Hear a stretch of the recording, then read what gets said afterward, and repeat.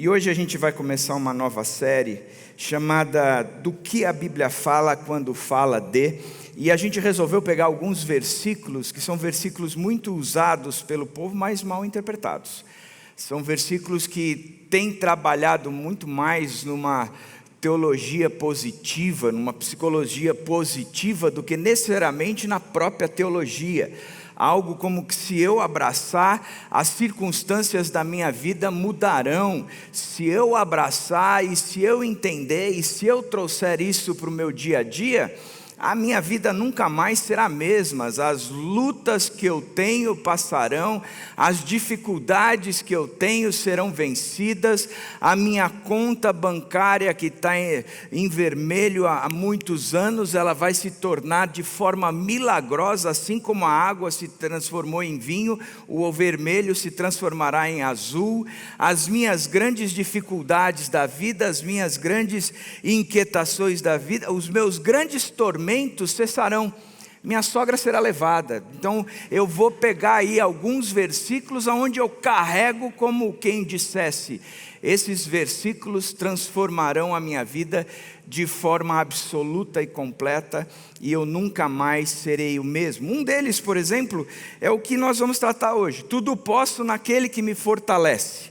Quando a gente lê esse texto, ou a gente escuta algumas pessoas falando, a ideia é de que eu vou conseguir enfrentar qualquer coisa. Eu consigo, com o meu Deus, fazer com que aquela promoção que eu tanto desejo, ela seja alcançada por mim, porque eu tudo posso naquele que me fortalece. Eu vou conseguir derrubar aquela pessoa que está tão contra mim lá no meu escritório, na minha empresa, onde eu trabalho. O sujeito existe para me atazanar, portanto eu vou conseguir enfrentá-lo, porque tudo posso naquele que me fortalece.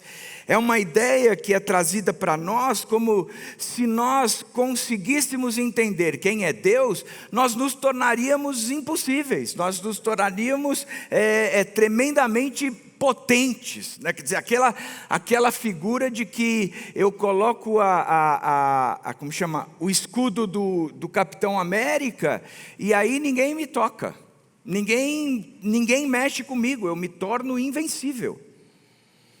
Mas o texto não é assim.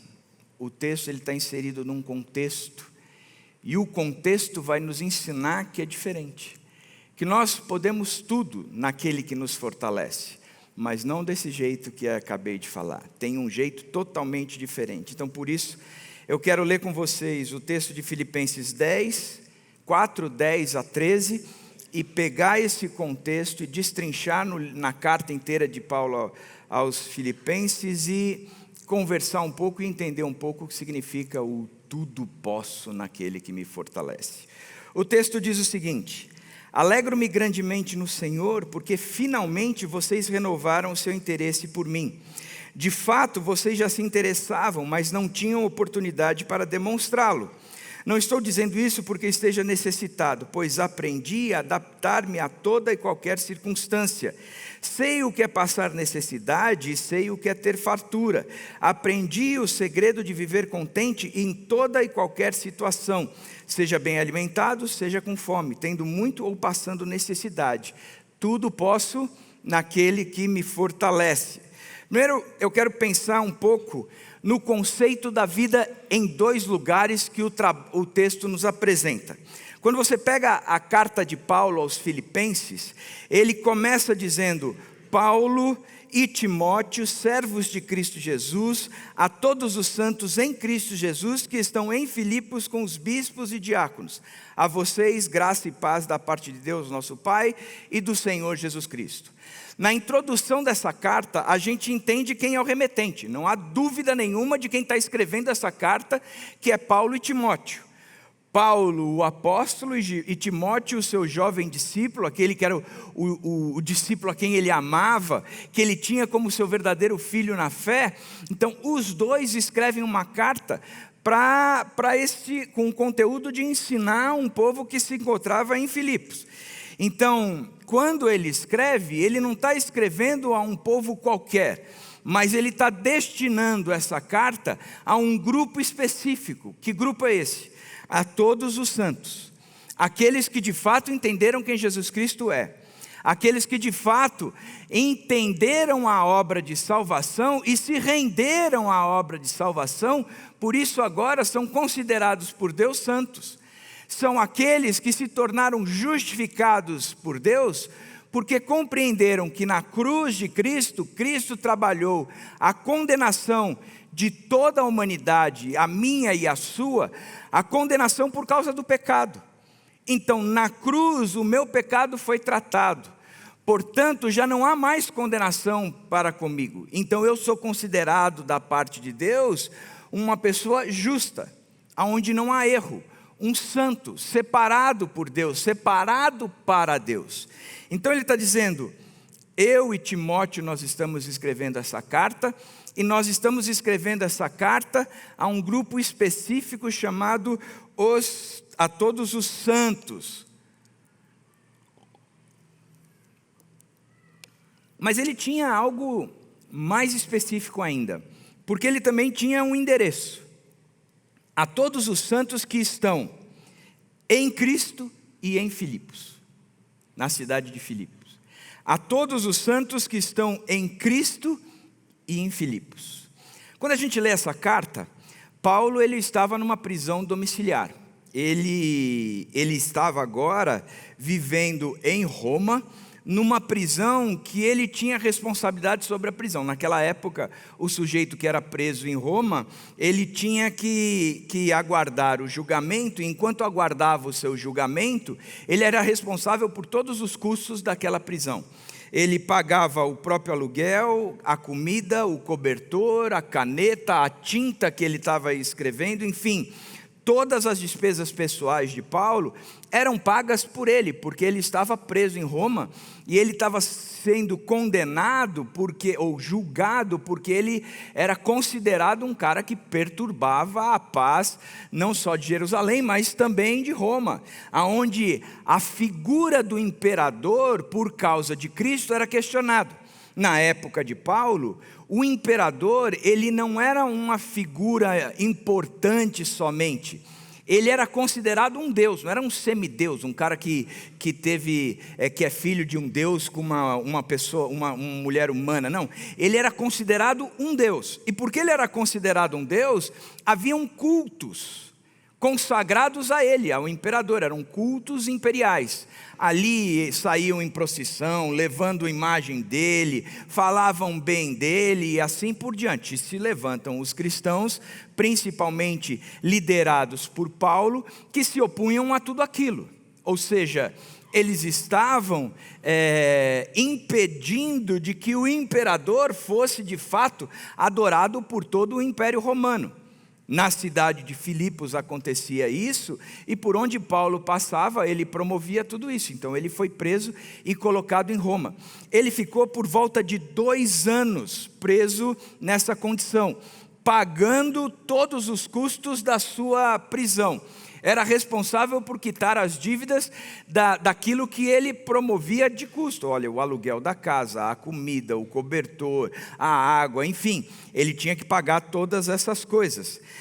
Paulo, então, ele dependia de pessoas, porque ele estava preso, ele não tinha como fazer um home office ali, ele tinha como depender de pessoas, e ele vivia na dependência dos donativos que chegavam até ele. O povo de Filipos enviou por Epafrodito. Epafrodito é o nome de uma pessoa, então se você está grávida, viu, tá, pode pôr o nome de Epafrodito. É um nome bacana, bonito, né? Epafrodito. Epafrodito era o nome de um sujeito que era de Filipos, que pertencia a essa igreja, que levou o dinheiro até Paulo. Essa não era uma tarefa fácil, porque era você levar dinheiro, sustento, para aquele que era o causador do tumulto do império. Ou seja, se você vai sustentar esse cara que está sendo condenado, você já é mal visto. Então era uma tarefa que impunha um certo risco. Sair de Filipos e ir a Roma, levando a grana para que Paulo pudesse sustentar, não era um trabalho fácil. Também não era uma igreja que tinha condições muito grandes de sustento, de riqueza, não. Era uma igreja que pagou um preço alto, que teve que suar muito para conseguir mandar determinado valor para Paulo. Era arriscado sustentar alguém acusado, e além de arriscado, eles estavam dando mais do que eles mesmos podiam dar. Era uma oferta de sacrifício. Então, Paulo passa esses 2 anos que ele ficou preso em Roma, escrevendo cartas para um monte de igrejas. Quando a gente lê então esse texto, a gente percebe que o que Paulo está falando aqui, ele está dizendo, olha, essa é a realidade. Eu sou o remetente, junto com Timóteo, nós estamos escrevendo essa carta ao povo de Filipos, e uma das preocupações da gente é agradecer a grana que vocês enviaram para nós. Nós estamos querendo agradecer a todos os santos, a todos aqueles que são convertidos de fato. Mas a todos aqueles que são convertidos de fato e estão em 2 lugares ao mesmo tempo. Eles estão em Cristo, eles estão em Filipos. Nessa condição, estão em Cristo e em Filipos. Não é incomum Paulo tratar dessa forma. Por exemplo, na carta de Efésios, capítulo 1, verso 1, Paulo diz assim: Paulo, apóstolo de Cristo Jesus, pela vontade de Deus, aos santos e fiéis em Cristo Jesus que estão em Éfeso. Na carta de Colossenses, ele começa da mesma forma: aos santos e fiéis irmãos em Cristo que estão em Colossos. Da Tessalonicenses, a mesma coisa, são 3 pessoas que escrevem: Paulo, Silvano e Timóteo, a igreja dos Tessalonicenses em Deus e Pai e nosso Senhor Jesus Cristo.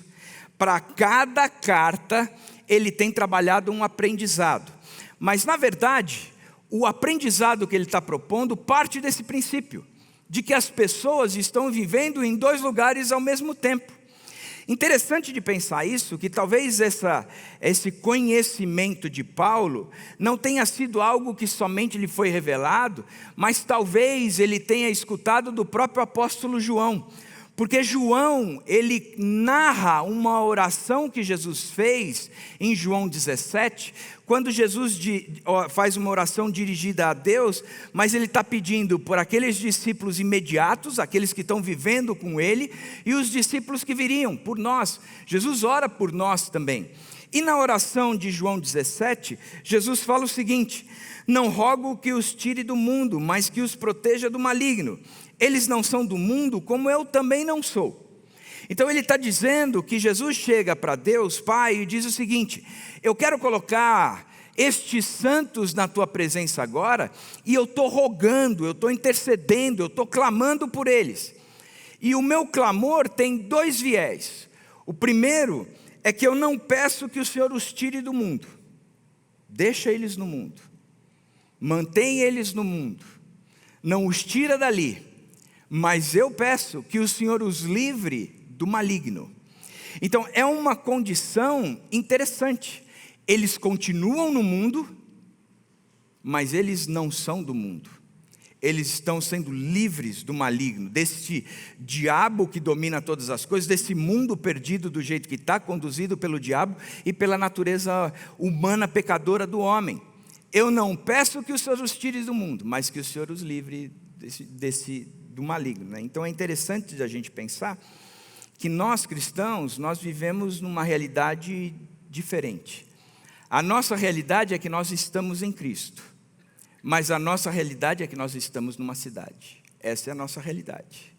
E estar em Cristo e estar numa cidade tem as suas características individuais, genuínas, e trazem as consequências para a nossa vida. Nós estamos no mundo, mas nós não somos do mundo. Essa é a nossa condição. Então, quando você olha para essa pessoa que está do seu lado, você vai olhar bem para a cara dela e vai falar: bem que eu sabia que não era desse mundo. Bem que eu sabia. Tem uma cara esquisita, não pode ser deste mundo. Não pode. Essa é uma pessoa, não sabe-se lá que mundo é, que assombração. Mas essa pessoa não é desse mundo. E é isso que Jesus está trabalhando com a gente. E é isso que Paulo também está trabalhando com a gente. Nós não somos desse mundo, mas estamos nesse mundo. Nós temos toda uma obrigação como cidadãos celestiais. Mas ao mesmo tempo, nós temos todos uma obrigação de ser pessoas da cidade onde nós estamos colocados. Como pessoa do reino de Cristo, nós temos virtudes, qualificações, benefícios, privilégios e lutas. Mas como pessoas da cidade onde nós estamos, nós também temos todas essas características. E quando a gente pega, por exemplo, Paulo trabalhando em Éfeso, dizendo: vocês são cidadãos, vocês estão em Cristo, mas ao mesmo tempo estão em Éfeso, e ele ensina como é ser um cidadão em Cristo, ao mesmo tempo que estamos em Éfeso.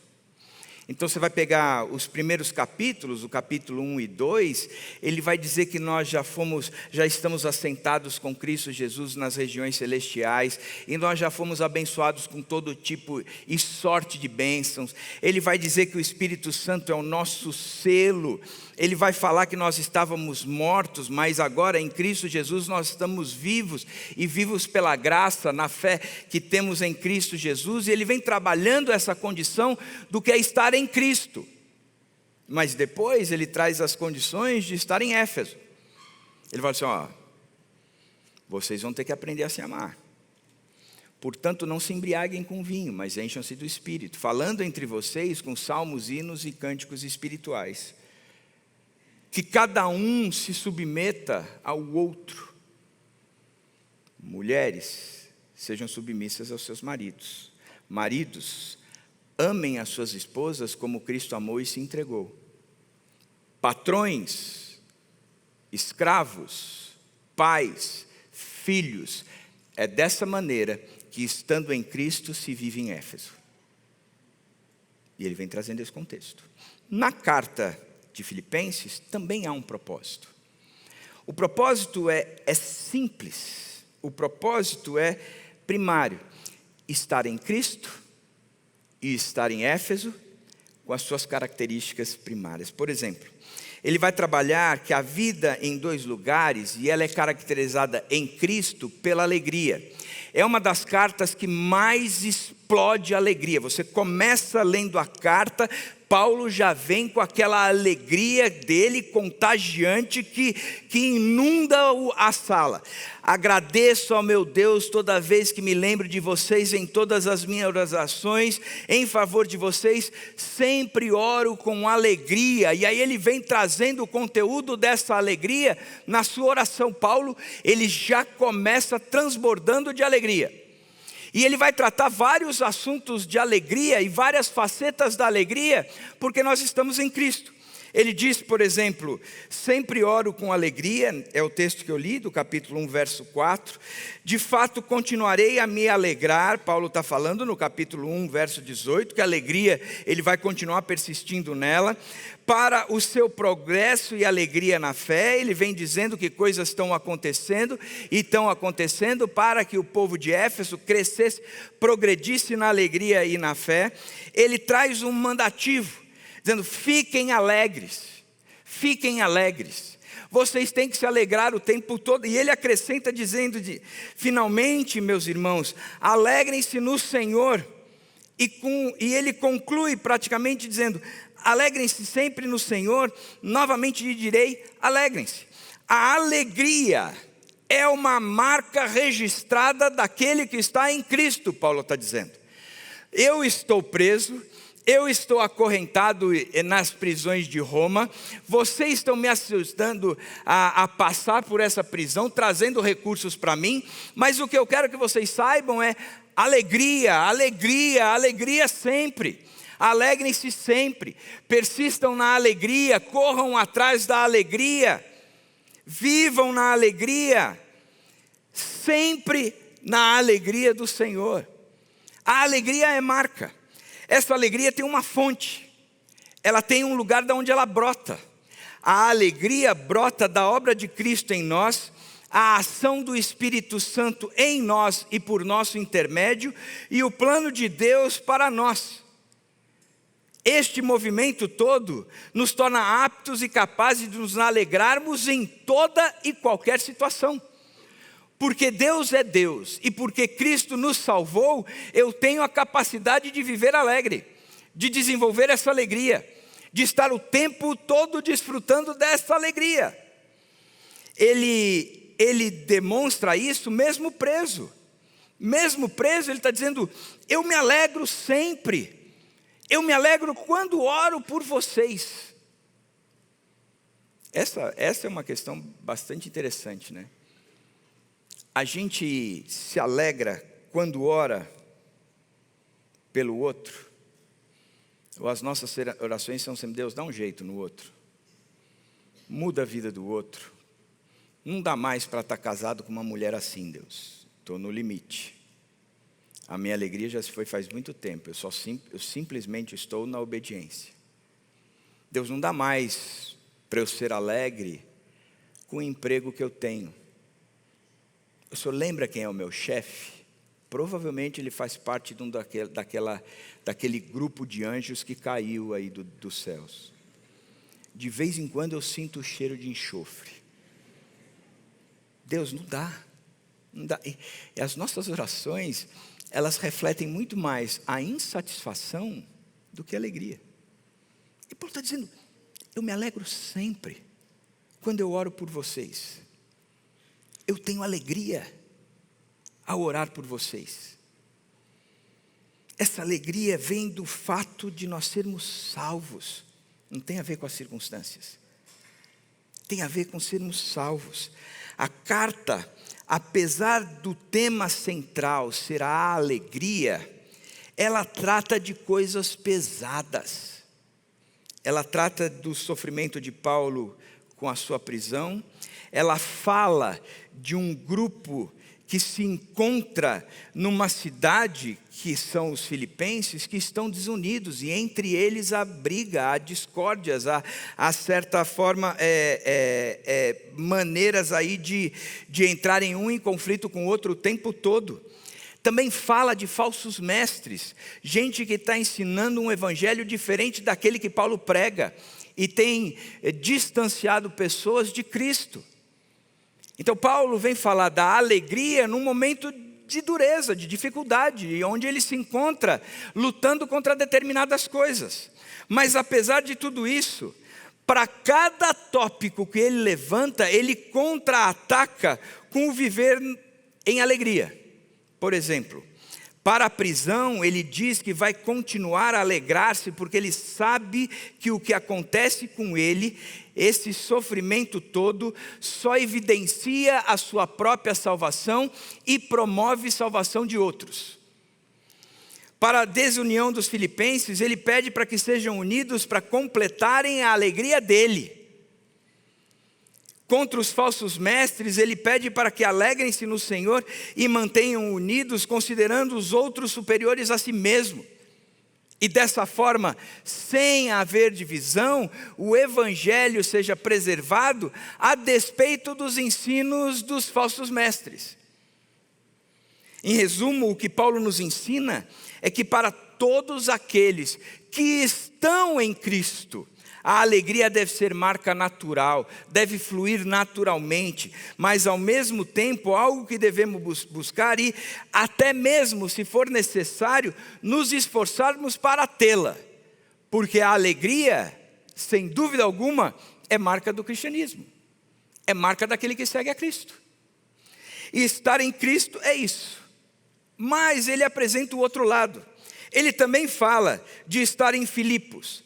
Mas Deus teve misericórdia dele, e não somente dele, mas também de mim. Está falando de Epafroditos, porque ele passou por uma doença séria, quase morreu, enquanto saiu de Filipos e estava indo a Roma levar esse recurso para Paulo, ele quase morreu porque ficou doente. E ele diz: mas Deus teve misericórdia dele, e não somente dele, mas também de mim, para que eu não tivesse tristeza sobre tristeza.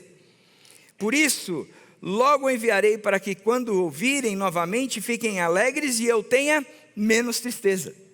Olha que coisa interessante. Estar em Cristo, a gente desfruta de alegria. Mas estar em Filipos, a gente desfruta de tristeza sobre tristeza. De coisas que abalam a gente. De coisas que nos entristecem. de coisas que roubam a alegria, de coisas que esvaziam o nosso contentamento. Porque esse mundo é mau mesmo e jaz no maligno. É difícil olhar para essas coisas todas e enfrentar essas coisas todas dizendo, ai, que alegria. Bate mais que eu gosto. Olha, eu estou todo roxo aqui, não, bate aqui também, que eu gosto. Estou apanhando.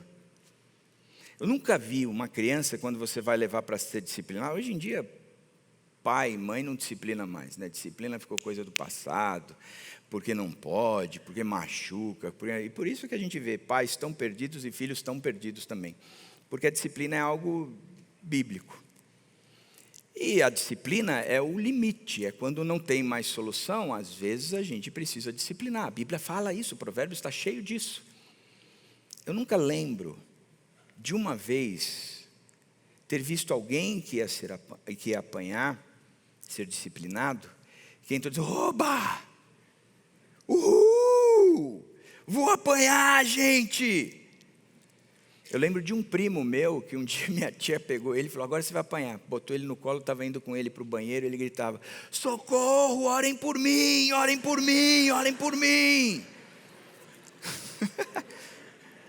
Por quê? Porque o sofrimento ali daquela surra não é agradável. O cara recebe um diagnóstico que está com câncer. Que legal! Estou com câncer. Vou fazer quimioterapia. Uhul! Não existe isso. O cara é demitido do nada, sem mais nem menos. Houve corte aí, você foi. Ele, puxa vida, muito obrigado porque você fez isso. Vou para casa, vou tomar uma cerveja e comemorar muito porque fui demitido. A esposa vira e diz, eu não quero mais continuar casado com você. Em alguns casos, até que pode ser. Mas e o cara vira e fala assim, que legal. Que legal. No mundo a gente passa por aflições. O viver dói. A vida é injusta.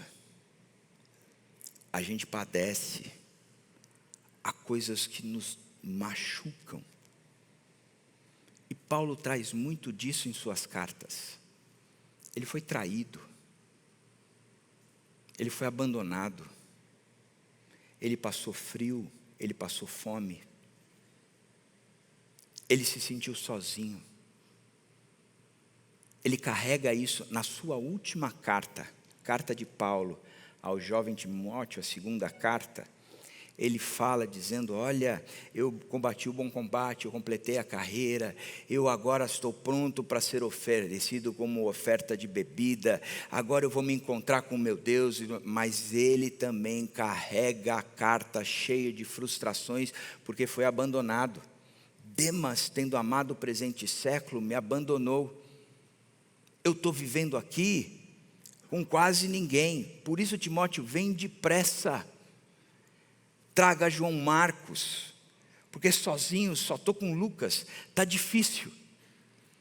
Vai entrar o inverno, aqui é frio, eu estou numa masmorra. Traga a minha capa, traga os meus livros, mas vem depressa, porque está difícil.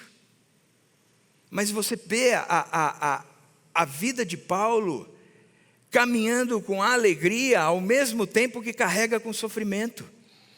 Ele carrega o contentamento enquanto ele carrega as frustrações da vida. E essa é a marca do cristão, é assim que nós temos que viver. É dessa maneira que nós caminhamos. Portanto, como é que a gente vai viver? E a gente vai viver a vida em dois lugares. A gente vai viver como Paulo e Timóteo, servos de Cristo Jesus, a todos os santos em Cristo Jesus, a alegria, que estão em Filipos, a tristeza. Essa é a realidade. Não tem como separar uma coisa da outra. A pergunta que nós podemos levantar hoje é, então como é que a gente faz esse negócio funcionar? Como é que eu pego então, no meio de todo esse sofrimento de estar em Filipos, e eu posso fazer ou viver a alegria de fato? Como é que eu trago isso para a minha vida? Então vamos ver o que Paulo escreve na carta. Primeiro, é viver como um forasteiro. Alguém que não pertence àquele lugar. A nossa cidadania, Paulo diz em Filipenses 3:20, porém está nos céus, de onde esperamos ansiosamente o Salvador, o Senhor Jesus Cristo. Ele está dizendo, olha gente, presta atenção, nós estamos em Filipos, mas nós não somos de Filipos. A nossa cidadania está nos céus, e é de lá que nós esperamos ansiosamente a volta do nosso Senhor Jesus Cristo, que traz consigo promessa de que Ele está preparando para nós um lugar, a nossa casa, a nossa cidade, o lugar a qual nós pertencemos, o lugar onde nós não seremos forasteiro, para que quando Ele voltar, Ele vai nos pegar, nos receber, para que aonde Ele esteja, estejamos nós também. E neste lugar todo o sofrimento acabou, toda a tristeza passou, toda a angústia ficou para trás. A gente vai viver na integralidade da alegria e do contentamento no Senhor Jesus Cristo. Portanto, nós carregamos essa marca em nós. Nós somos forasteiros. Nós não pertencemos a esta terra.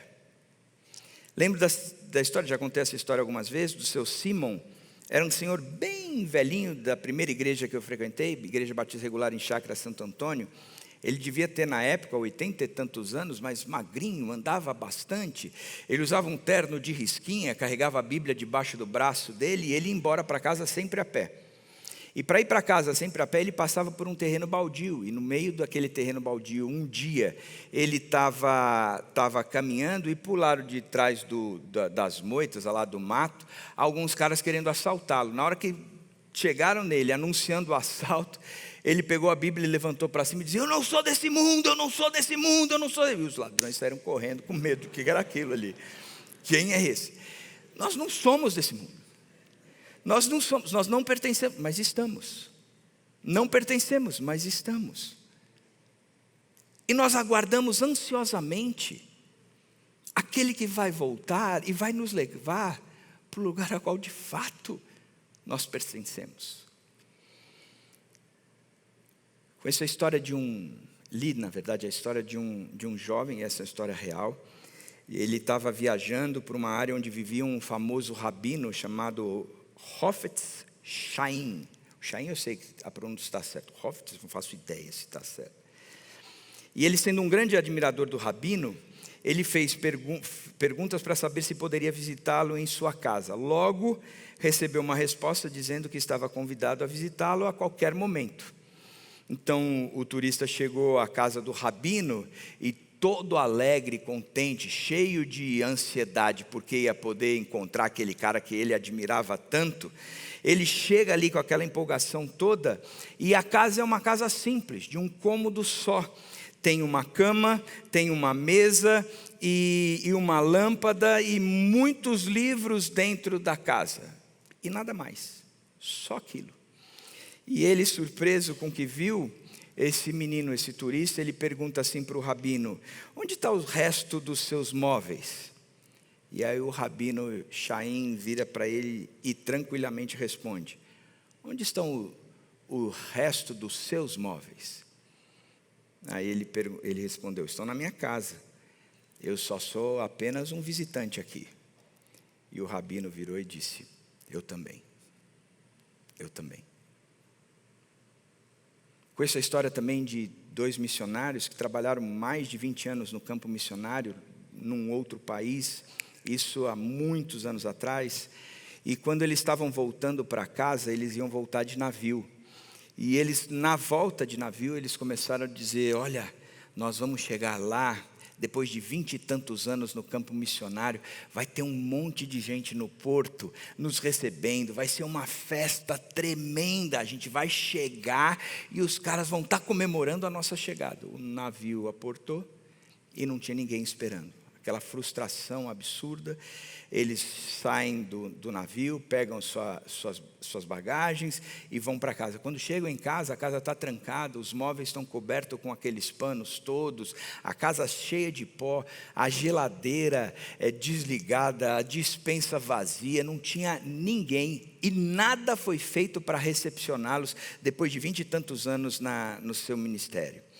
Aí diz que uma tristeza profunda bateu aquele casal, e eles começaram a arrumar a casa, tiraram os panos, começaram a tirar o pó, e a esposa começou a lavar a louça, e o marido virou e falou assim: eu não estou aguentando ficar aqui, eu preciso sair, pensar um pouco, porque eu estou muito frustrado e muito abatido. Ok. Aí disse que ele saiu e foi pensar bastante e voltou. A esposa estava apreensiva, dizendo: será que alguma coisa mudou? Ou ele ficou na lamentação maior, está chegando aqui mais revoltado, mais está entristecido. E quando ele chegou em casa novamente, ela perguntou: e aí, como foi esse seu tempo com Deus? Ele falou: foi muito legal, muito legal. Eu estava conversando com Deus e pensando: Deus, ninguém me recebeu, depois de tanto tempo trabalhado para o Senhor, num campo missionário hostil, ninguém preparou a nossa recepção quando nós voltamos para casa. E por causa disso, eu estou tão triste, Deus, tão triste, porque eu esperava uma recepção melhor. Eu esperava poder chegar aqui em casa e estar com tudo pronto, os caras felizes pelos nossos serviços, mas isso não é verdade, isso não aconteceu. Isso nós não vivemos. E ela disse: e aí? Isso para mim já é óbvio. Por que você falou que foi tão legal? Porque o que Deus me ensinou é que aqui ainda não é a nossa casa. Nós não voltamos para casa. Pois é isso aí, gente. Um dia a gente volta. Mas não é ainda. Não é ainda. Nós só somos forasteiros aqui, na expectativa de que um dia, e que seja mais cedo do que a gente pensa, a gente vai ouvir o nosso Senhor Jesus Cristo voltando. Essa é a nossa realidade. Agora, na certeza de que isso vai acontecer, sabendo que mais cedo ou mais tarde isso vai realizar, a gente ganha forças para caminhar agora. A gente ganha forças para viver o momento. A gente ganha forças para entender que o agora, esse sofrimento todos, eles não são eternos, são passageiros, eles têm data de validade. E está vencendo, está embolorando já. Já dá para sentir que já está cheirando mal. Por quê? Porque o tempo está acabando e Jesus está voltando. Portanto, eu posso viver agora na certeza de que mais cedo ou mais tarde. Então eu me empenho por isso agora. Eu consigo viver bem com isso agora, mesmo com todas essas lutas. Eu sou alguém que me enche de alegria, porque eu estou em Cristo e sei o final da história, da mesma forma como em Filipos eu posso me encher de tristeza, de lutas e de dificuldades. Mas essas aqui não me abatem, esta aqui me sustenta. E eu sei que mais cedo ou mais tarde, isso aqui é tudo o que existirá, porque isso aqui vai ficar para trás. Vão ser coisas que eu não vou nem lembrar mais. Portanto, nós entendemos, e Paulo nos ensina, a viver como forasteiros. Nós não pertencemos a esta terra. Segunda coisa, é que Paulo também nos ensina uma mudança radical, não é radial, é radical de valor. Escrevi radial para ver se alguém percebia que eu escrevi algo errado. Uma mudança radical de valores. Em Filipenses 3, 7 a 8 ele diz: mas o que para mim era lucro, passei a considerar como perda por causa de Cristo. Mais do que isso, considero tudo como perda, comparado com a suprema grandeza do conhecimento de Cristo Jesus, meu Senhor, por quem perdi todas as coisas. O que Paulo nos ensina a respeito dessa mudança radical de valores é que a primeira coisa, a pessoa de Cristo é superior a qualquer coisa, inclusive a mim mesmo. Ele diz: mas o que para mim era lucro, passei a considerar como perda por causa de Cristo. Cristo se tornou um bem tão grande, tão maior, que o resto se ofuscou, que o resto perdeu valor, que o resto eu considerei perda. E Paulo está dizendo isso em cima da capacidade que ele tem dele mesmo. Ele não está falando dos bens, daquilo que ele viveu, daquilo que ele adquiriu, mas daquilo que ele era. Ele diz o seguinte, se alguém pensa que tem razões para confiar na carne, na natureza humana, em si mesmo, ele diz, eu ainda mais tenho razão acima de qualquer um de vocês. Ele vai dizer, circuncidado no 8º dia de vida, pertencente ao povo de Israel, à tribo de Benjamim, verdadeiro hebreu, quanto à lei fariseu, quanto ao zelo perseguidor da igreja, quanto à justiça que há na lei, irrepreensível. Aos olhos do povo judeu, eu sou o cara. Vocês estão achando que é o Roberto Carlos? Esse cara sou eu. Sou eu. Essa é a verdade. Essa é a máxima. Eu tinha tudo para ser o cara. Só que eu conheci o cara. E porque eu conheci Jesus Cristo, todas as coisas para mim perderam o valor. Eu considerei como algo inútil, que não vale a pena, simplesmente porque eu conheci alguém que é superior a qualquer um, a qualquer coisa, inclusive a mim mesmo, o Senhor Jesus Cristo. A segunda coisa é que ele fala também do conhecimento de Cristo, não é apenas teórico, mas é um relacionamento íntimo e pessoal com Cristo. Mais do que isso, considero tudo como perda, comparado com a suprema grandeza do conhecimento de Cristo Jesus, meu Senhor. Eu conheci, e o que eu conheci, eu percebi que é algo grandioso. Mas não é somente um conhecimento, é alguém com quem eu posso me relacionar, é alguém com quem eu posso repartir a vida, é alguém que eu entendi que a minha vida passa a depender dele. Eu sou totalmente dependente dele, e porque eu posso me relacionar, ele caminha comigo. Eu adoro o Salmo 23, o Senhor é meu pastor e de nada terei falta. E a gente vê isso muito em para-choque de carro, de caminhão, né? O Senhor é meu pastor e de nada terei falta. O que isso traz de fato? Traz de fato que o caminhar com Deus, com Jesus Cristo, é uma vida dele estar comigo e de eu poder caminhar com ele. Porque ele é meu pastor e nada eu terei falta, ainda que eu ande pelo vale da sombra da morte, ainda que eu ande em Filipos, eu não temerei coisa alguma, porque o Senhor está comigo e a vara e o cajado me consolam. A diferença não é somente um conhecimento. A diferença é o privilégio de poder caminhar com, de conhecê-lo de fato. Não é só um conhecimento de entendimento, mas é um conhecimento de relacionamento. Ele se tornou o meu Senhor. Ele se tornou o meu Senhor. E por fim, o texto diz, por causa disso, eu perdi todas as coisas. O amor de Cristo e a Cristo, ele corrige as nossas prioridades. Eu acho um barato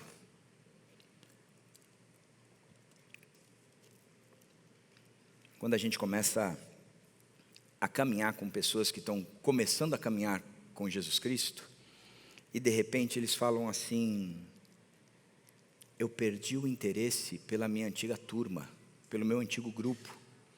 Eu percebi que eu não tenho mais identidade nenhuma ali. Eles estavam correndo atrás de coisas que eu corria atrás também, mas hoje aquelas coisas não me falam mais nada, não significam nada para mim. Eu mudei os valores e, portanto, mudei também de turma. Agora eu olho para a minha antiga turma como alguém que precisa conhecer o que eu conheci,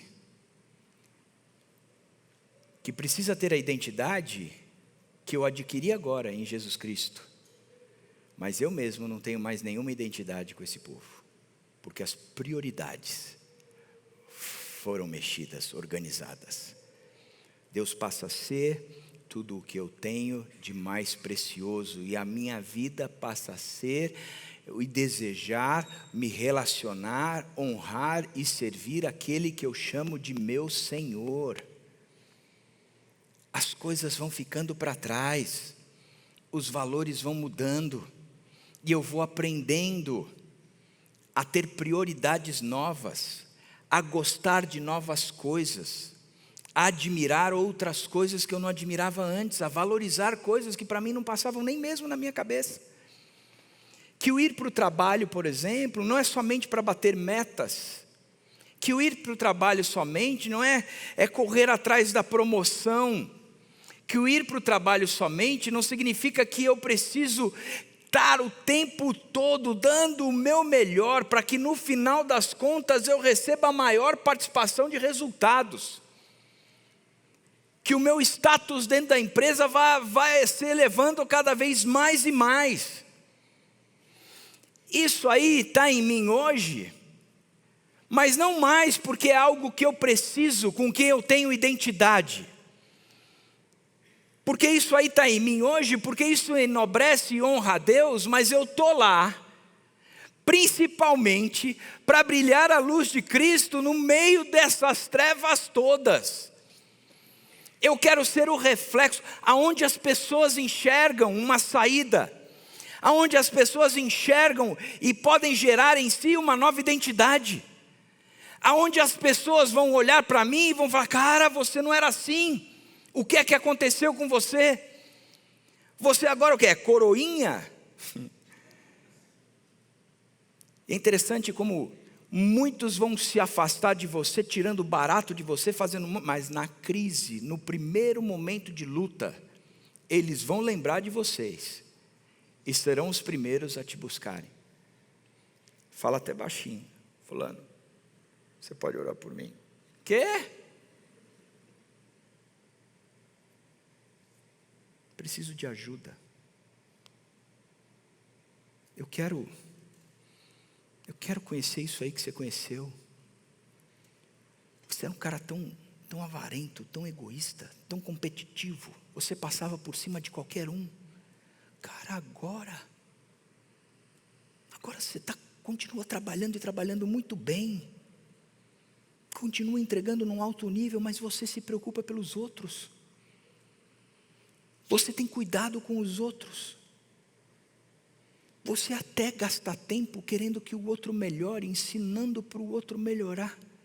Antigamente você queria mais que o outro explodisse para você estar em evidência o tempo todo. Não, agora teu coração é diferente. O que é que aconteceu com você? Eu conheci alguém diferente. Alguém que mostrou o meu valor, não por aquilo que eu faço, entrego, mas alguém que mostrou o meu valor porque me ama e porque quer caminhar comigo, mesmo sabendo quem verdadeiramente eu sou. E esse amor me transforma, muda as minhas prioridades, muda radicalmente aquilo que eu sou. Agora Paulo também traz um alerta, né? Ele diz que é um processo de aprendizado. Não estou dizendo isso porque esteja necessitado, pois aprendi a adaptar-me a toda e qualquer circunstância. Sei o que é passar necessidade e sei o que é ter fartura. Aprendi o segredo de viver contente em toda e qualquer situação, seja bem alimentado, seja com fome, tendo muito ou passando necessidade. Eu tudo posso naquele que me fortalece. Paulo diz assim, eu não estou interessado, e estou mandando uma carta para vocês, simplesmente porque vocês me mandaram um certo recursos aí, e esse recurso me ajudou para caramba, então eu fiz uma média de querer dar um feedback para vocês não esquecerem de mim, porque afinal de contas quem não é visto, quem não é notado não é visto, então eu estou mandando aí uma carta simplesmente para vocês lembrarem que eu existo, que eu existo. E aí ele diz, por isso que eu estou aqui, por isso que eu mandei essa carta. Ele diz, olha gente, não tem nada a ver. Na verdade a carta que eu estou te mandando, ou mandando para vocês, tem algumas coisas sérias que precisam ser tratadas. A briga entre vocês, os falsos mestres que estão aí. Mas também eu estou ensinando o que é viver em Cristo e viver em Filipos. Eu mesmo, eu já aprendi.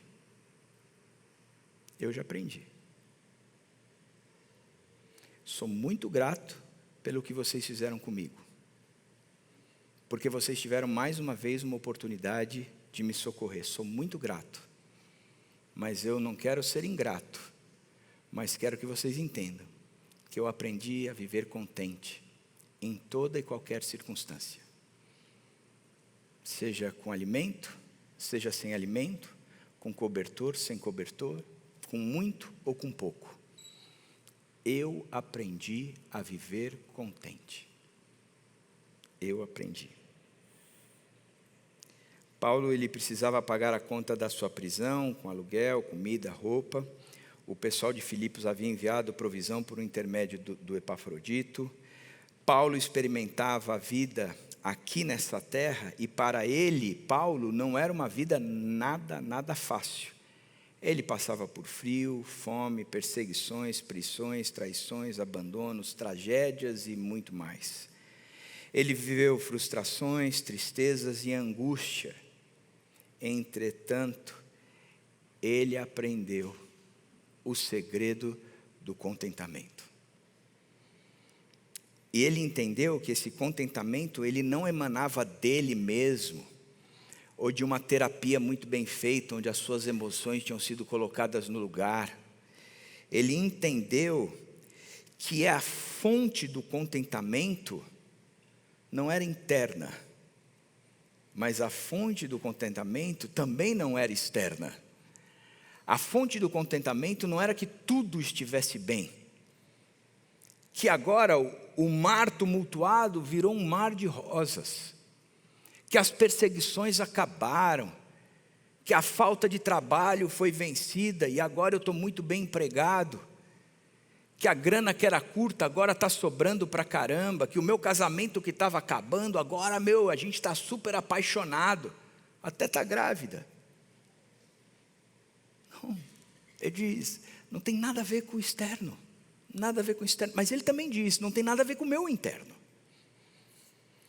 Não tem nada a ver comigo. Não tem nada a ver com o estar sólido emocionalmente, equilibrado emocionalmente, tratado emocionalmente. Ele diz, a fonte do meu contentamento é uma outra pessoa. É Jesus Cristo, o meu Senhor. E eu aprendi a viver contente, porque tudo o que eu preciso nessa vida e além dessa vida é Jesus Cristo, o meu Senhor.